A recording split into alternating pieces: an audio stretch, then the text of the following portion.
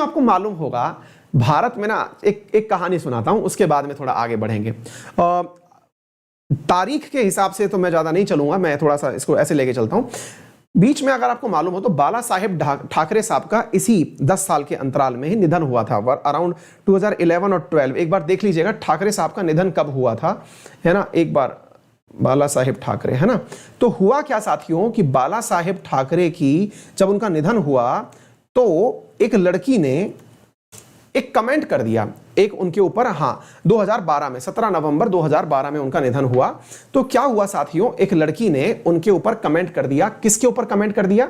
बाला साहेब ठाकरे की जो पद यात्रा निकल रही थी उसके ऊपर कमेंट कर दिया, और कुछ ऐसा कमेंट किया जिसकी वजह से तत्कालीन जो शिवसेना सरकार थी ये भड़क गई। जब भड़क गई तो इस लड़की को फेसबुक पर किए गए कमेंट के आधार पर गिरफ्तार कर लिया गया। गिरफ्तार करने के बाद में चूंकि इसने फेसबुक पर कुछ ऐसा पोस्ट डाला था जो बाला साहेब ठाकरे के उस पूरे की पूरे जो भीड़ इकट्ठी हुई थी उस पर कुछ इसने आपत्तिजनक कंटेंट डाल दिया था। इस लड़की को गिरफ्तार कर लिया गया। साथियों, इस लड़की का नाम श्रेया सिंघल था। श्रेया सिंघल जो है इस मुद्दे को लेकर के सुप्रीम कोर्ट पहुंचती हैं। साथियों, सुप्रीम कोर्ट में जब ये पहुंचती हैं तो वहां जाकर के सुप्रीम कोर्ट इनकी बातों को सुनता है और पूछता है कि इन्हें गिरफ्तार क्यों किया गया। तो आंसर पता चला कि भारत में वर्ष 2000 के अंदर एक कानून आया था जिसे इंफॉर्मेशन टेक्नोलॉजी एक्ट कहते हैं। इंफॉर्मेशन टेक्नोलॉजी एक्ट की धारा थी 66A, जिसके अंतर्गत यदि कोई भी व्यक्ति कोई भी ऑफेंसिव शब्द अपनी सोशल मीडिया पर लिखता है, अब यहां पर इस शब्द को पकड़ना, शब्द बोला गया है ऑफेंसिव शब्द। ऑफेंसिव का मतलब होता है जिसकी वजह से किसी को बुरा लग जाए। अब ये जो शब्द है ना, इसी को बस पकड़ के चलना, क्योंकि सुप्रीम कोर्ट का पूरा मसला यहीं पर टिका हुआ है। ऑफेंसिव शब्द जिसकी वजह से किसी को बुरा लग जाए और सोशल मीडिया पर बोला जाए तो उसे 3 साल से लेकर के उम्र कैद तक की सजा दी जा सकती है।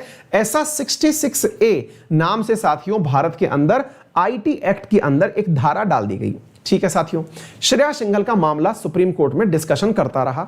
2015 में सुप्रीम कोर्ट ने एक आदेश दिया। आदेश क्या दिया कि भाई ये बात पूरी तरह गलत है, क्योंकि ये शब्द समझ में नहीं आता कि ऑफेंसिव क्या होता है। ऑफेंसिव किसी को बुरा क्या लग सकता है। आप हो सकता है किसी को आप उसके रंग से, किसी को आप उसके आकार से बोलते हो, लेकिन आपको तो मालूम होगा गांवों में तो लोगों के नाम ही उनके रंग, आकार, उनके व्यवहार आधार पर होते हैं। किसी को मोटू, छोटू, कालू, पतलू, लंबू, टबलू ऐसे प्रकार के नाम बोलते हैं।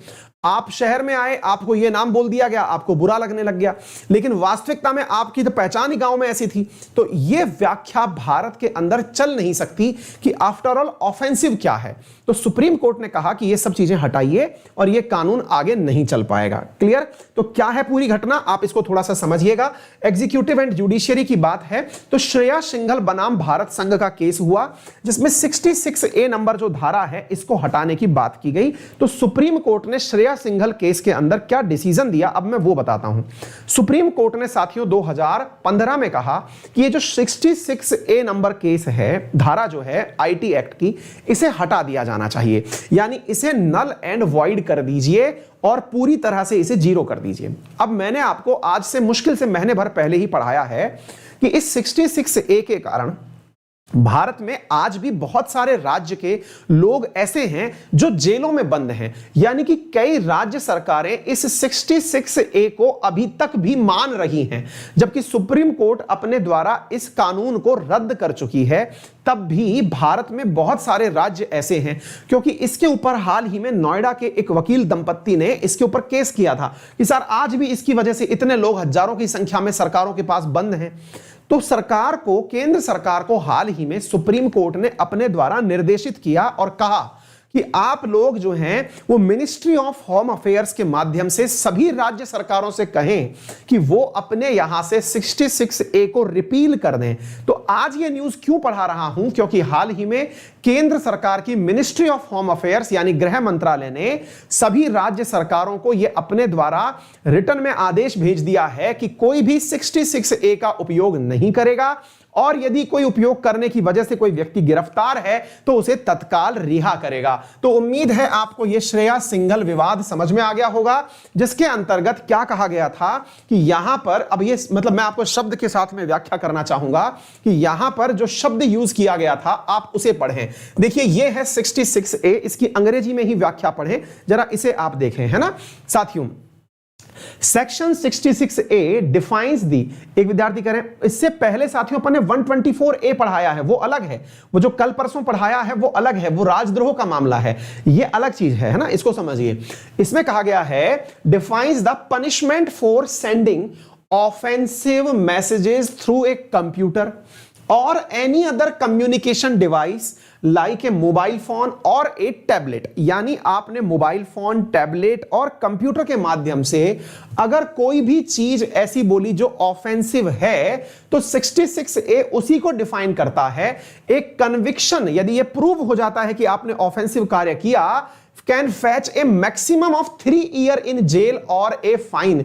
इसकी वजह से हो सकता है कि आपको 3 साल की जेल हो सके और आपके ऊपर पनिशमेंट लगाया जा सके। अब सुप्रीम कोर्ट को इसमें दिक्कत किस शब्द से थी? तो साथियों यहां पर दिक्कत थी ये जो वेगनेस था, यानी ये जो अस्पष्ट शब्द था। कौन सा अस्पष्ट शब्द साथियों?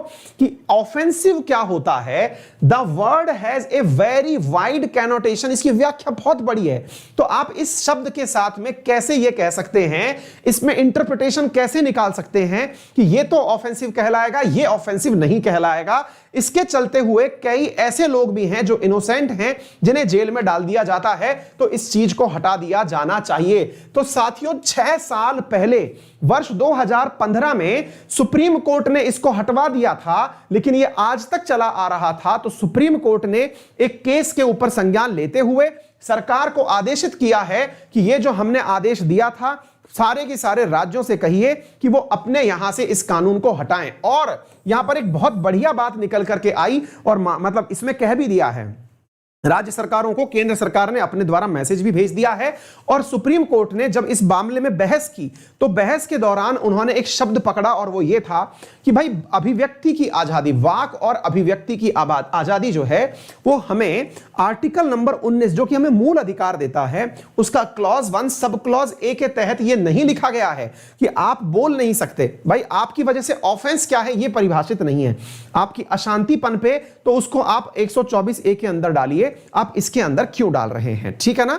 तो उम्मीद है आप लोगों को यह बात यहां से समझ में आ गई होगी कि क्या पूरा की पूरा मुद्दा है। इसके बारे में हमने आप लोगों के सामने सारी की सारी बातें रख दी हैं। क्यों सुर्खियों में आया ये मैंने आपको बता दिया है। विशेष रूप से यूपीएससी और स्टेट पीसीएस एस्पिरेंट कृपया करके 2 कानून जो इस समय बहुत ज्यादा चर्चा में हैं उन्हें याद कर लें। एक तो राजद्रोह वाला जिसके बारे में मैंने पूरा आपको डिटेल में पढ़ाया है, और एक ये आईटी एक्ट वाला। इन पर निश्चित रूप से मतलब 5-7 ऐसे टाइटल्स बन चुके हैं आप जिन्हें देख सकते हैं, लेकिन ये सबसे ऊपर हैं। अभी जो डेटा प्रोटेक्शन बिल आया, पर्सनल, ये डेटा प्रोटेक्शन बोल रहा हूं, ये आईटी रूल्स के लिए जो गाइडलाइंस आई, इनको देखें। मतलब इनके ऊपर एक प्रॉपर 10-10 लाइन का आंसर तैयार कर लें। मतलब आपको रटी हुई होनी चाहिए ऐसी लाइन की धाड़ धाड़ धाड़ धाड़ आप उनको लिख दें। आपकी समझ काम नहीं आएगी, आपके पास जमे हुए पॉइंट होने चाहिए। हर किसी के बारे में एक प्रॉपर राइट अप तैयार कर लीजिए और जब आंसर प्रैक्टिस करें तो वहां पर लिखते हुए चले जाएं, है ना।